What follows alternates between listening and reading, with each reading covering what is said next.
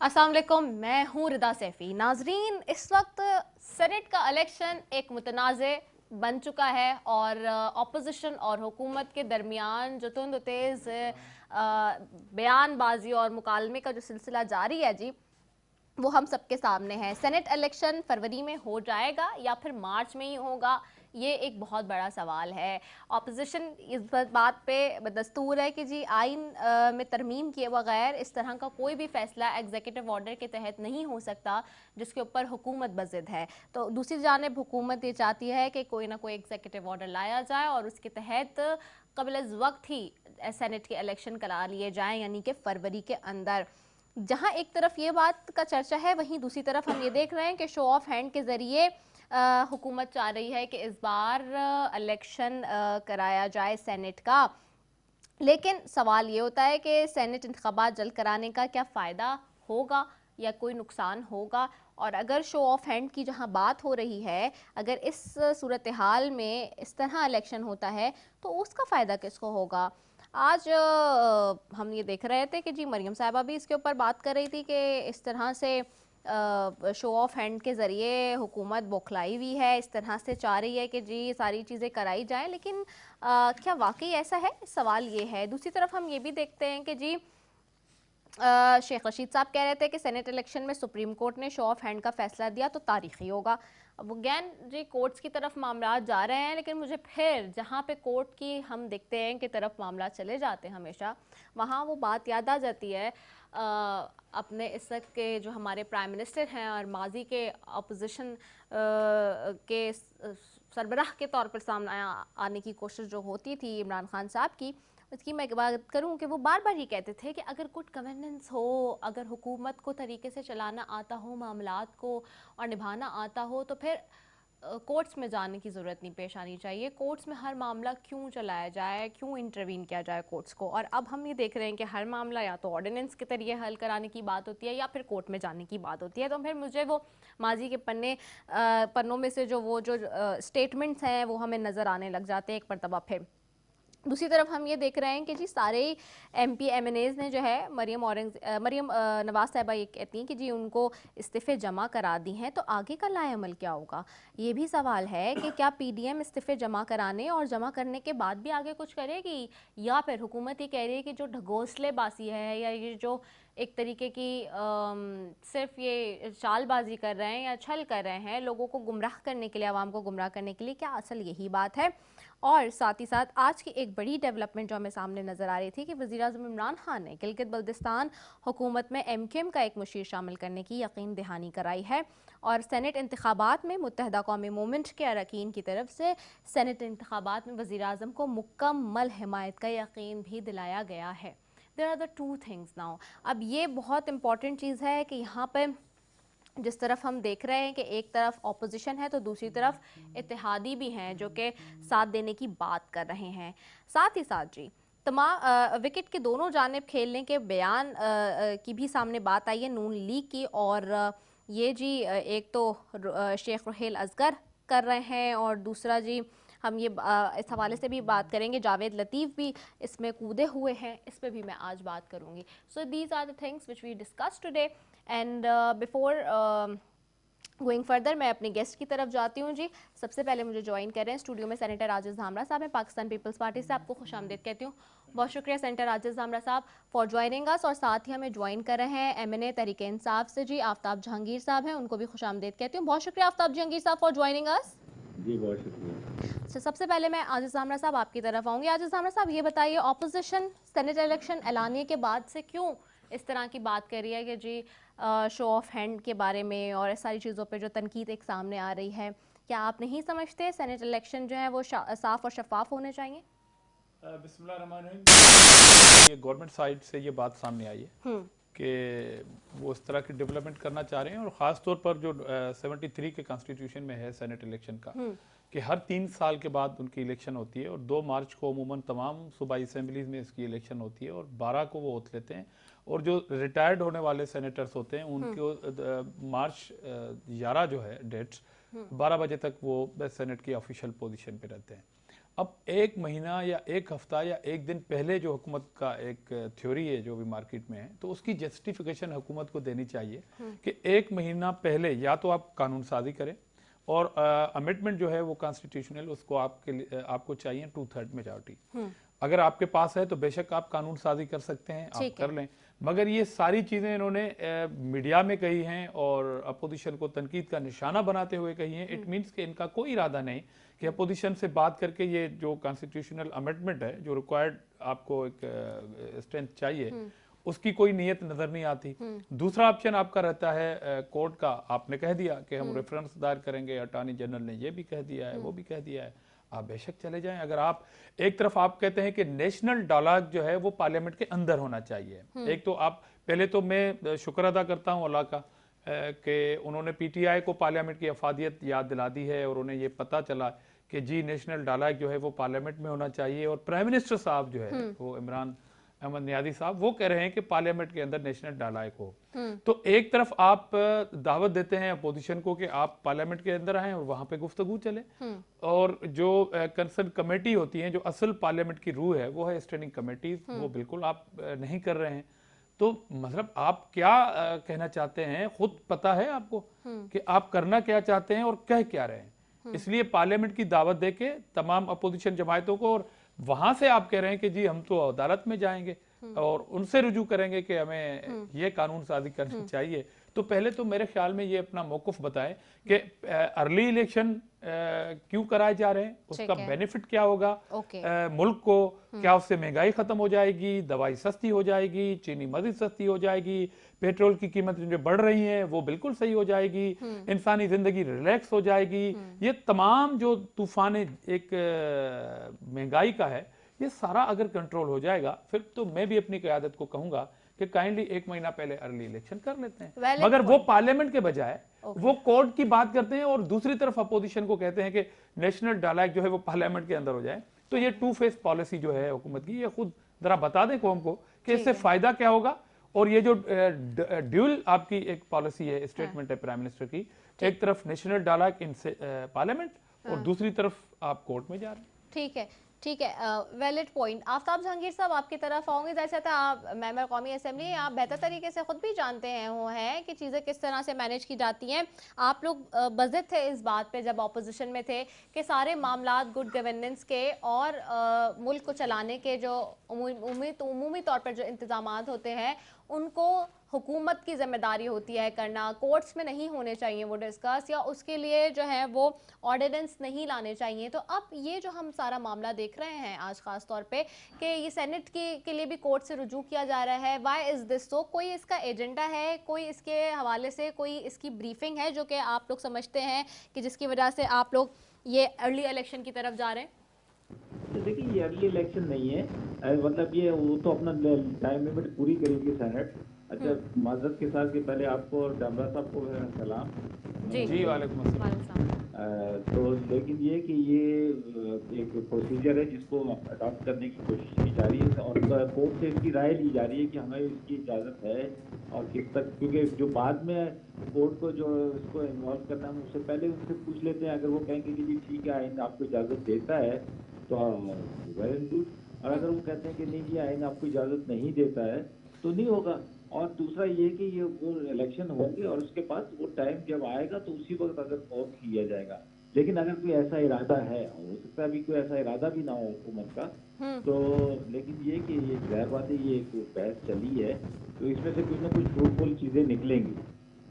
अच्छा, ये भी बताएं आफ्ताब जहांगीर साहब, जैसे कि आप कह रहे हैं कि अगर कोर्ट को कहा जा रहा है, मेरा सवाल फिर वही है, एक तो आपकी आवाज़ पे डिस्टोरेशन बहुत है, सो आप किसी ऐसी जगह पे हुकूमती आवाज़ में ऐसे ही नजर आता है।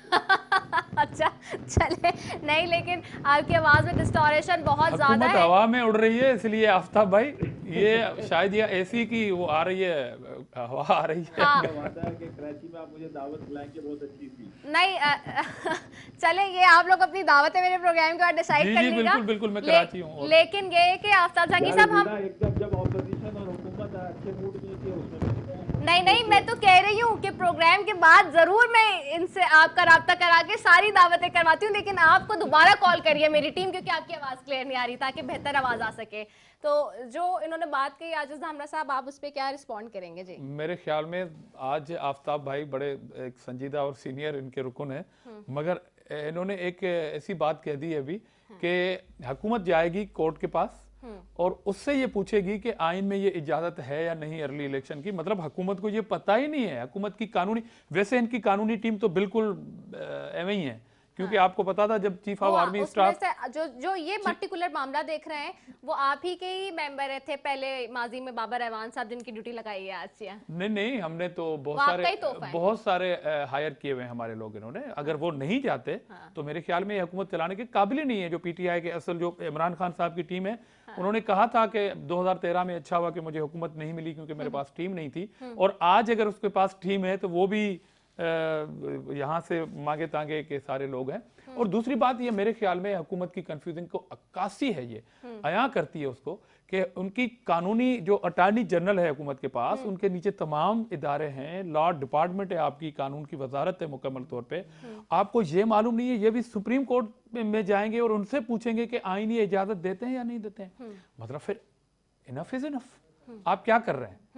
और अच्छा, एक तो इसमें कोई शक नहीं है कि इनकी कानूनी टीम बिल्कुल नाअहल है, नालायक है, क्योंकि इससे पहले जो चीफ ऑफ आर्मी स्टाफ की उन्होंने कोई कानून साजी जो एक्सटेंशन की जो बात हुई थी, आपको पता है कितना रगड़ा आया था, और वो सुप्रीम कोर्ट में गया था और अपोजिशन ने फिर मदद की थी प्राइम मिनिस्टर की पोस्ट की। इत्तेफाक से वो इमरान खान है, हमें कहा जाता है कि आपने उनकी मदद की, मगर आने वाले तमाम प्राइम मिनिस्टर के लिए एक गाइडलाइन बन गई इनकी नालायकी और कोताही की वजह से कि ये भी मौका फराम हुआ। तो ये बात एक लिहाज से ठीक कह रहे हैं आफ्ताब भाई कि ये अदालत से पूछेंगे कि जनाब हमें गाइड किया जाए कि हम ये काम करें या ना करें। इनको पता ही नहीं है, सच कोई वजारत काम नहीं कर रही।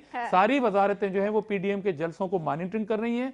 10-10 वजीर टीवी पे आके हमें सिर्फ गालियां देने के लिए रखे हुए हैं। वजारत में कोई टाइम नहीं देते हैं। आप जाएं इनके वजारतों में, इस्लामाबाद लोग धक्के खा रहे हैं। वजीर जो है वो मिलने के लिए तैयार नहीं है। हर वजीर सख्त से सख्त अल्फाज, जो गालियों नुमा अल्फाज होते हैं, वो कह के और शाम को बनी गाला जाते हैं कि जी मैंने बड़ी सख्त गाली दी है अपोजिशन को, उनको ठपकी मिलती है, वाह मिलती है। आजकल गवर्नमेंट का यही काम है। अच्छा चलें, आफ्ताब जहांगीर साहब आपकी तरफ आऊंगी। आफ्ताब जहांगीर साहब, क्या वाकई ऐसा है कि हुकूमत को अभी कोर्ट से पूछना पड़ रहा है कि जी किस तरह से काम करें, लेकिन आइन में तो हर चीज़ वाज़ेह कर दी गई है? देखिए, बात यह है कि आइन की इंटरप्रेशन भी तो जो है, इंटरप्रेटर भी जो है वो अदालतें ही होती है ना, की इमदाद भी तो अदालतें से की जाती है। तो इसमें कोई हर्ज नहीं है, अदालतें भी हमारी अपनी हैं, और जब ये अदालतें इनकी हक में फैसला देती हैं तो कहते हैं देखिए बहुत अच्छी अदालतें हैं। जब ये थोड़ी सी इनके अगेंस्ट हो जाती हैं तो फिर बोलते हैं। लेकिन ये है कि ये इदारे हैं, अगर इदारों का काम है और जो उनकी जिम्मेदारी में भी शामिल है तो उनमें कोई राय लेने में कोई हर्ज तो नहीं है ना। सुबह सिलसिला जारी है, एक ब्रेक की तरफ जा रहे हैं, शॉर्ट कमर्शियल के बाद वापस आते हैं। Will be right back after it.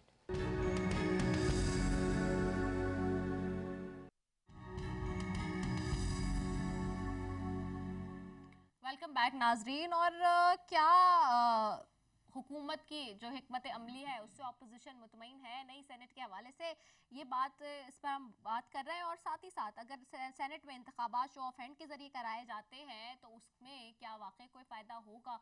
और अगर शो ऑफ हैंड के जरिए ही कराने हैं इंतखाबात तो वक्त पे क्यों नहीं हो रहे? कबल अज़ वक्त कराने की क्या ज़रूरत है?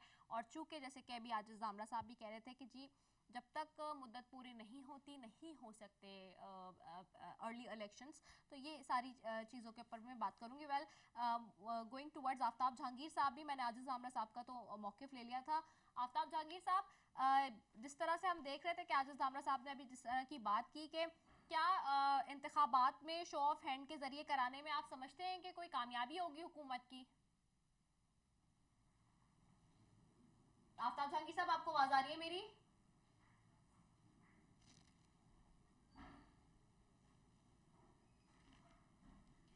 आपको मेरी आवाज आ रही है आफ्ताब जहांगीर साहब?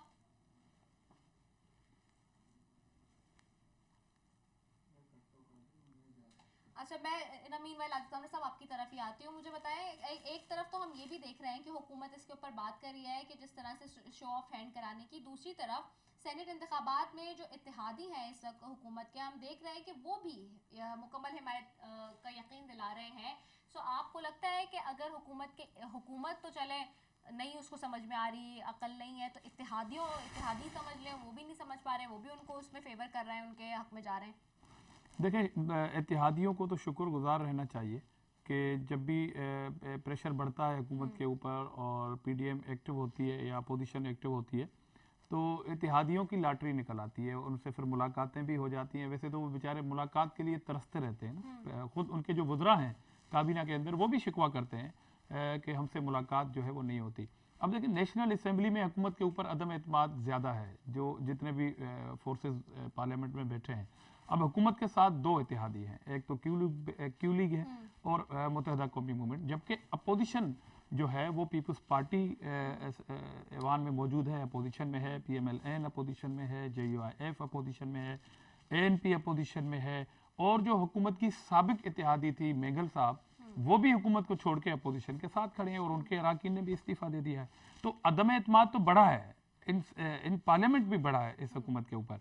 तो इत्तेहादियों की मुलाकात जो है वो हमारे प्रेशर के बाद आ जाती है, इसलिए वो तो दुआ करें हमें कि हम इस तरह की सिचुएशन में उनकी अहमियत बढ़ा देते हैं। बाकी मैंने कहा था कि जस्टिफिकेशन हुकूमत को पेश करनी चाहिए, क्योंकि खुफिया राय शुमारी जो है वो आइन में मौजूद है, जो हुकूमत चाहती है वो आइन में मौजूद नहीं है। अब हुकूमत का होमवर्क क्या है कि आप अपोजिशन को गालियां देंगे, अपोजिशन को दीवार से लगाएंगे, अपोजिशन को गद्दार कहेंगे, अपोजिशन को पुरअमन जलसे नहीं करने देंगे। तो ये सारी सूरत हाल के बावजूद, और आप खुद अदालत में जाएंगे, तो अपोजिशन से किस लेवल का ताउन मांग रहे हैं? क्योंकि आपने अल्टीमेटली अगर कोई कानून साजी करनी है तो वो पार्लियामेंट में करनी है, मगर इस इशू पे आप कह रहे हैं कि हम अदालत में पूछने जाएंगे। ये बरखुरदार हुकूमत जो है वो अदालत से पूछने जाएगी। अब उस बरखुरदार से, फरमान बरदार हुकूमत से क्या हम किस लेवल पे बात करें? क्या माजी में हुकूमत इस तरह करती आई है या पहली दफा आप देख रहे हैं कि ये हुकूमत इस तरह के काम कर रही है? देखें, हमने इनको सिलेक्टेड कहा था, विंस के चेयरमैन बिलावल भुट्टो साहब ने जब सिलेक्टेड का लफ्ज इस्तेमाल किया था, सबसे पहले जो डेस्क बजाए थे वो खुद सिलेक्टेड प्राइम मिनिस्टर ने बजाए थे। तो दो मायने निकलती हैं, या तो वो बिलावल साहब की अंग्रेजी नहीं समझ पाए, या तो वो इत्फाक कर रहे थे चेयरमैन बिलावल भुट्टो जरदारी साहब के बाद, फिर उन्होंने किसी ने होश दिलाया होगा कि आपने ये क्या कर दिया, तो अब उन्हें जरा चिड़ बन गई है कि आप सिलेक्टेड क्यों कहते हैं। तो जाहिर है जो सिलेक्टेड होते हैं वो ही पूछने जाते हैं कि हम ये कानून साजी करें या ना करें। मतलब उन्हें अपनी ताकत पे, पार्लियामेंट की ताकत पे, अपोजिशन से नेगोशिएशन करने पे कोई यकीन नहीं है, वो कर ही नहीं सकते। इसलिए ये अलमिया है कि आज आपके प्रोग्राम में आफ्ताब भाई ने ये कहा है कि हम अदालत से पूछने जा रहे हैं। ये बहुत बड़ी खबर है अगर देखा जाए तो। हाँ, नहीं, बिल्कुल ठीक कह रहे हैं आप, सही है। गुफ्तगू का सिलसिला जारी है जी। नाज़रीन, एक ब्रेक की तरफ बढ़ते हैं, ब्रेक के बाद वापस आ रहे हैं।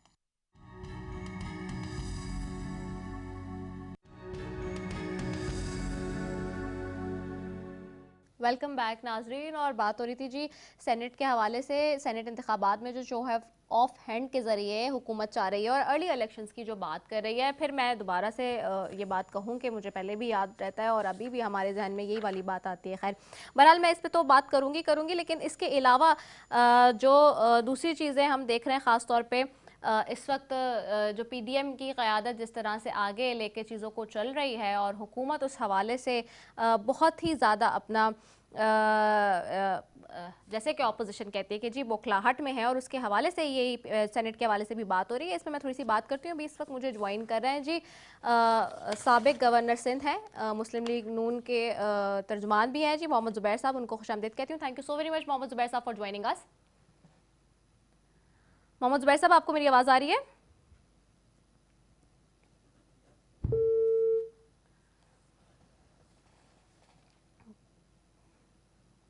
ज़ुबैर साहब, आपको मेरी आवाज़ आ रही है?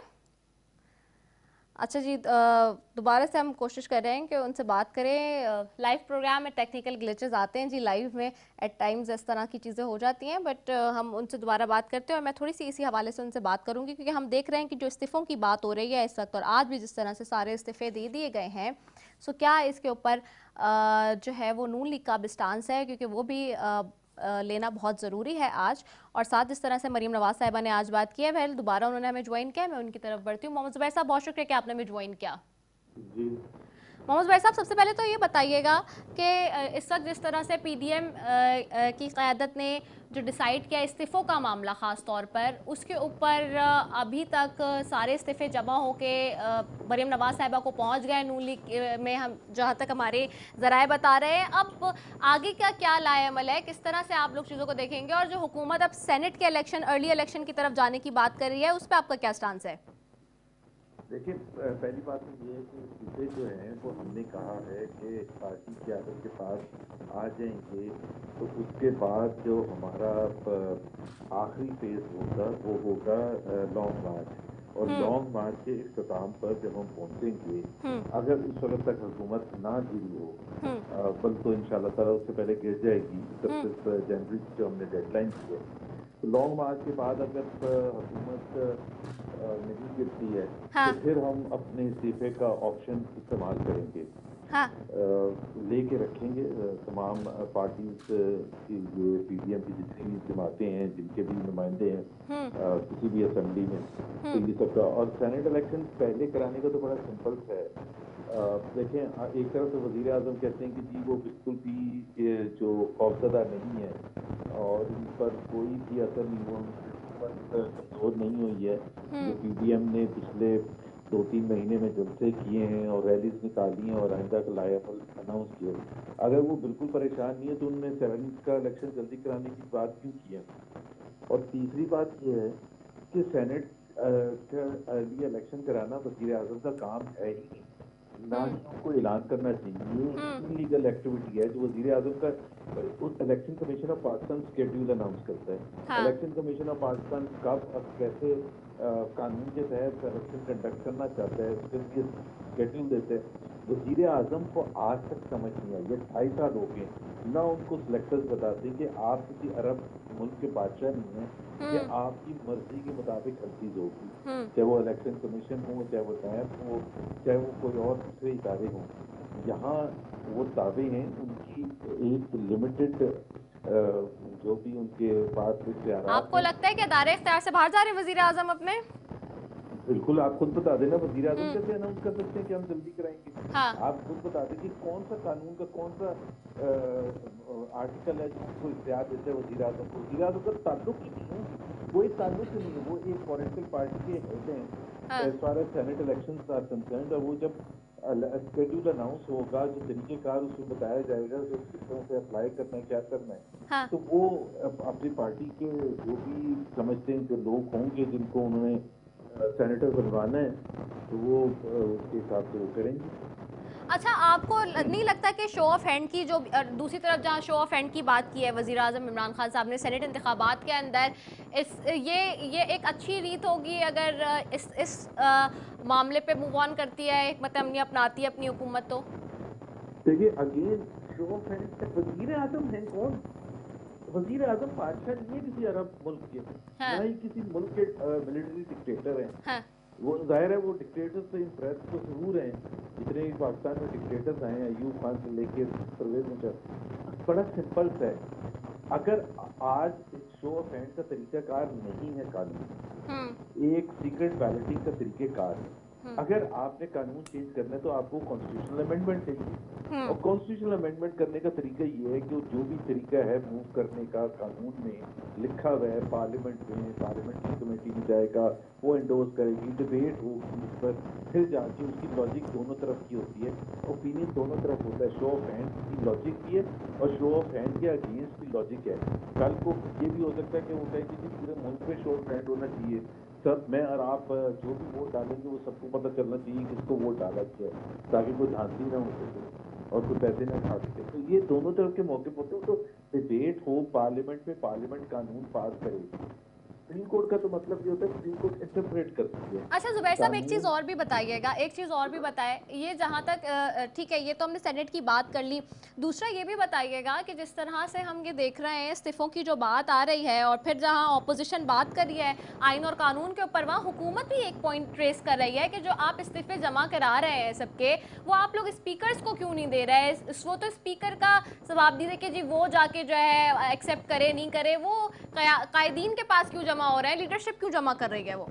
कमाल है भाई, अभी हमारा वक्त ही नहीं आया हम क्यों स्पीकर को दे दें? अभी तो हमने बड़ा क्लियर कट ये कहा है कि जनवरी 31 डेडलाइन की है कि हुकूमत मुस्तफी रिजाइन कर दे। अगर 31 को वो नहीं रिजाइन करती, हम उसके बाद करेंगे लॉन्ग मार्च। हमने कहा पहली तारीख को, पहली फरवरी को हम अनाउंस करेंगे लॉन्ग मार्च। उसके बाद किसी पे स्पीकर को देने का वक्त आएगा या असेंबली में खड़े होके रिजिग्नेशन अनाउंस करने का वक्त आएगा। हमने टाइमिंग हमने सिलेक्ट करनी है, हुकूमत ने नहीं सिलेक्ट करनी। उसकी कोई कानूनी रिक्वायरमेंट तो नहीं कि ऑपोजिशन वाले कब तक इस्तीफा देंगे या नहीं देंगे। अच्छा, मुझे याद है, चलें ठीक है, ये इस्तीफे की बात होगी। मुझे याद है जब माजी में आप लोग हुकूमत में थे तो आप ही कहते थे कि ऑपोजिशन जिस तरह धरने कर रही है या 5 इयर्स पूरे करने नहीं दे रही डेमोक्रेटिकली, तो ये सही चीज़ नहीं है, ये सही रीत नहीं है। आप लोग को नहीं लगता आप लोग भी अब वही काम करने जा रहे हैं, let them complete the 5 years और देन उसके बाद आप लोग फिर करते इस तरह जो भी आपने करना था? क्या नहीं लगता कि फिर और इसी तरह का अगर ये सिलसिला जारी रहा तो फिर वो आ जाएंगे तो फिर वो भी इस तरह से धरने जल्द से शुरू कर देंगे, वो आपको नहीं कंटिन्यू अप करने देंगे? तो अगर यही सिलसिला चलता रहा तो आपको नहीं लगता कि फिर किस तरह से ये डेमोक्रेटिक सिलसिला जारी रहेगा? एक तो बहुत बड़ा फर्क है। 2014 में जब इमरान खान साहब ये कहते थे कि ये रिजाइन कर दें PMLN की हुकूमत, उस वक्त 342 के हाउस में सिर्फ 34 अरकान इनकी तरफ थे और बाकी तकरीबन 315 अरकान या बनते वो थे दूसरी तरफ। हाँ। आज क्या है?